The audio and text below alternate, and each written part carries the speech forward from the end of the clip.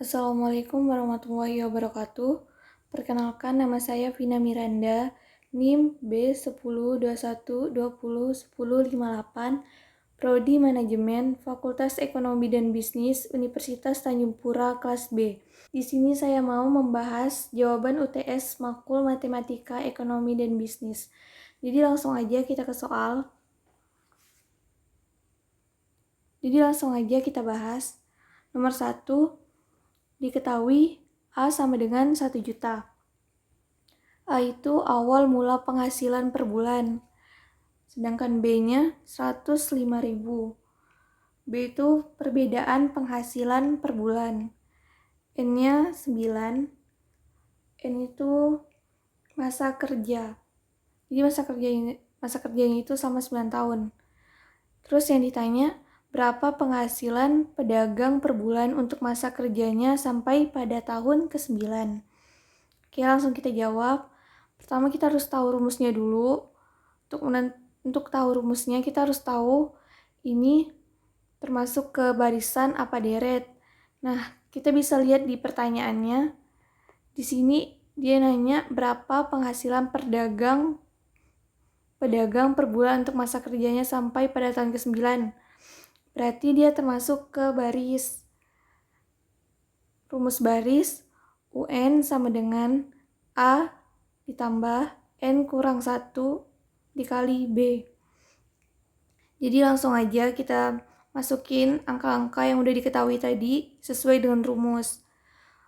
Jadi UN sama dengan U9 sama dengan 1 juta ditambah 9 dikurang 1 dikali 105.000. 1 juta ditambah 840.000. Dari mana dapat 840.000? Jadi 9 dikurang 1 kan hasilnya 8. 8 dikali 105.000 hasilnya 840.000. Jadi 1 juta ditambah 840.000 adalah 1.840.000. Jadi penghasilan pedagang per bulan pada tahun ke-9 adalah 1.840.000. Oke, langsung ke nomor 2. Di sini diketahui NS sama dengan 220 masyarakat, NP sama dengan 125 pekerja, NM sama dengan 65 mahasiswa, NP gabungan M komplement sama dengan 70 orang. Yang ditanyanya itu N P irisan M. Oke, langsung kita jawab.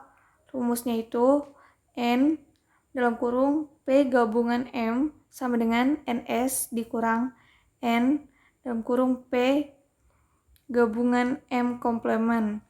Kita sesuaikan sama yang udah diketahui tadi. NS-nya kan 220, jadi di sini kita salin 220. Terus NP gabungan M komplement adalah 70. Jadi 220 dikurang 70, hasilnya 150. Oke, kita lanjut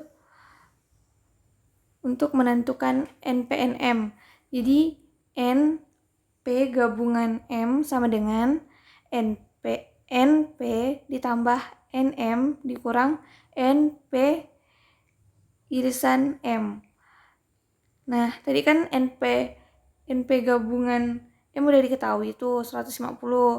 Kita pindahin jadi 150 sama dengan 125 ditambah 65 dikurang NP irisan M. Nah, NP irisan M sama dengan 125 ditambah 65 dikurang 150. Kenapa 150 menjadi negatif? Karena dia berpindah ruas. Jadi NP irisan M sama dengan 40. Jadi masyarakat usia kuliah sebagai mahasiswa sekaligus pekerja adalah 40 orang. Kita lanjut untuk nomor 3. Diketahui P1 sama dengan $160. P2 sama dengan $240.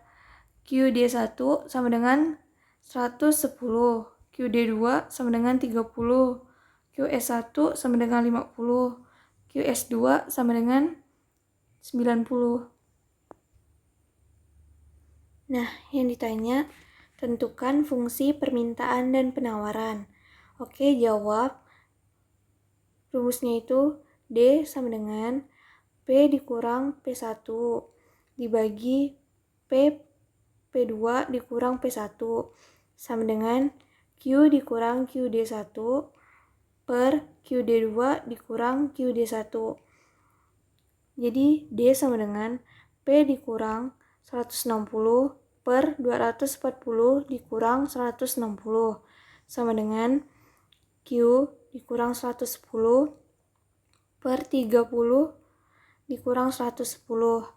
D sama dengan minus 80 dalam kurung P dikurang 160 sama dengan 80 dalam kurung Q dikurang 110. D sama dengan minus 80P ditambah 12.800 sama dengan 80Q dikurang 8.800. 12.800 didapatkan dari 80 dikali 160. Minus ketemu minus jadi hasilnya plus. Terus 8.800 didapat dari 80 dikali minus 110.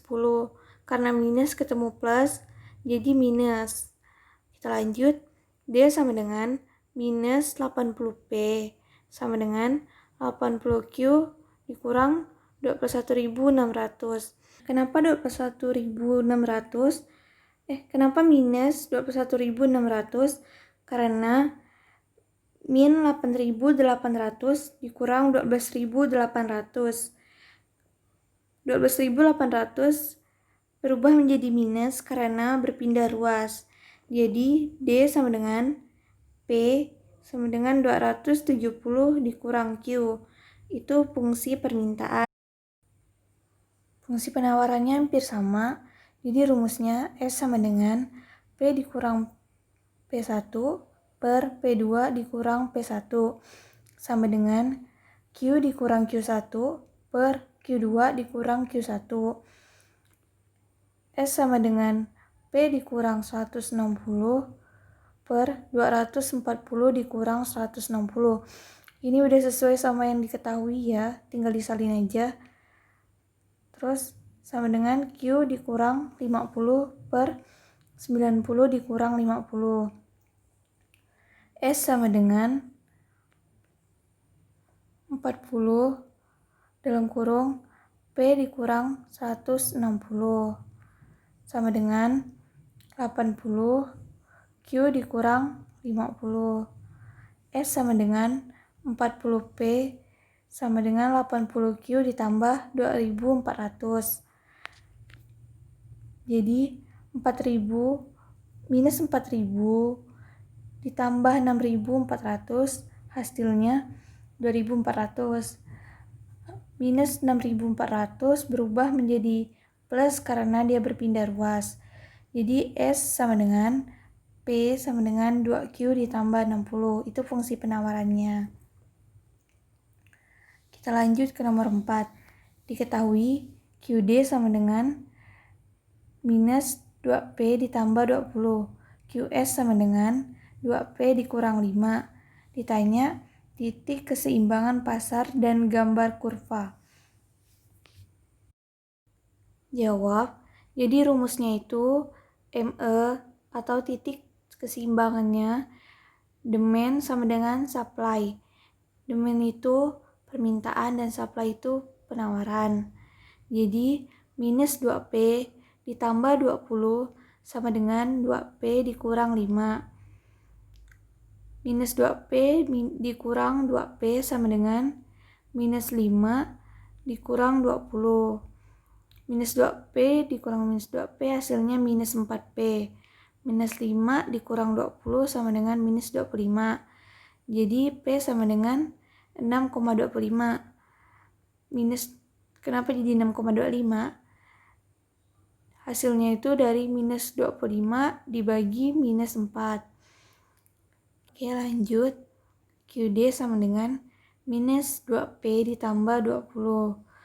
QD sama dengan minus 2 dalam kurung 6,25. Dapat 6,25 ini dari P tadi ya yang udah kita hitung. ditambah 20. QD sama dengan minus 12,5 ditambah 20.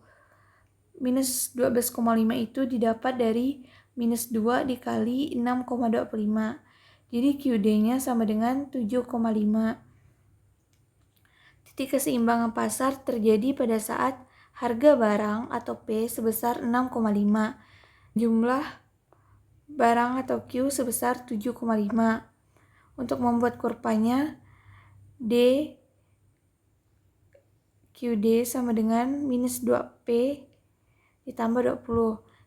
Jika P sama dengan 0, maka QD minus 2, P-nya diganti 0, ditambah 20. QD sama dengan 20. Jadi 20,0.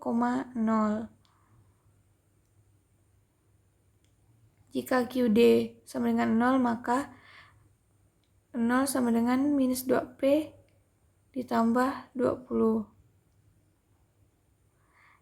QS sama dengan 2P dikurang 5. Jika P sama dengan 0, maka QS sama dengan 2 dikali 0, P-nya tadi itu diganti 0 ya, dikurang 5. QS sama dengan minus 5. Jadi minus 5,0.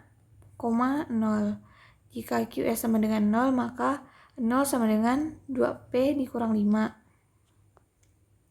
Jadi ini kurvanya udah aku bikin. Sesuaikan ya. Q-nya itu di titik 20 dan P-nya itu di titik minus 5. Nah, untuk titik potongnya itu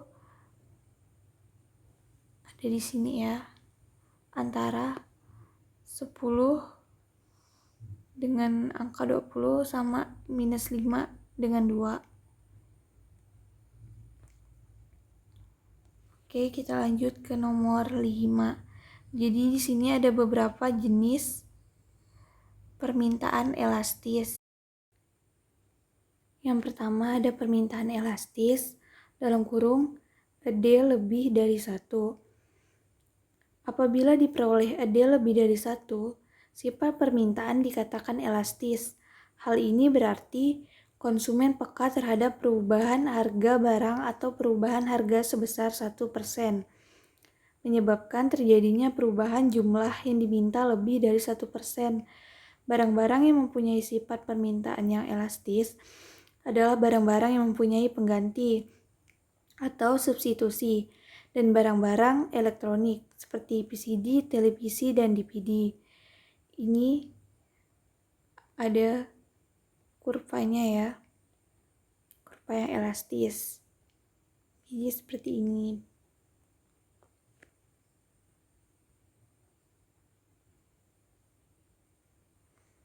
Kalau permintaan inelastis atau ED kurang dari 1, pada jenis elastisitas ini konsumen kurang peka terhadap perubahan harga. Artinya, meskipun harga naik atau turun, masyarakat akan tetap membelinya. Barang yang mempunyai elastisitas yang inelastis adalah barang-barang kebutuhan pokok dan barang-barang yang tidak mempunyai pengganti atau substitusi.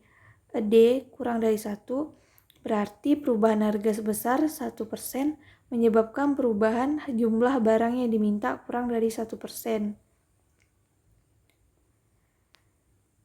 Ini contoh kurvanya ya, kurva inelastis.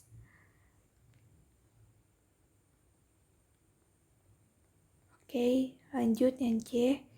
Permintaan elastis uniter atau ED sama dengan 1. Elastis permintaan ini mengandung arti bahwa perubahan harga sebesar 1% menyebabkan terjadinya perubahan jumlah barang yang diminta sebesar 1%. Ini contoh kurvanya.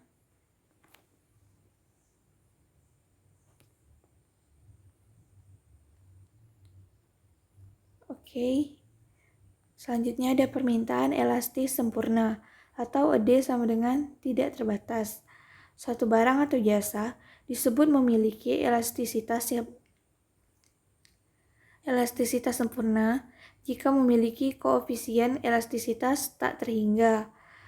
Dengan demikian, pada harga tertentu jumlah yang diminta konsumen mencapai tidak terhingga atau berapapun persediaan barang atau jasa yang ada akan habis diminta oleh konsumen. Salah satu komoditas yang memiliki ciri ini adalah bahan bakar minyak atau BBM. Ini adalah contoh kurvanya.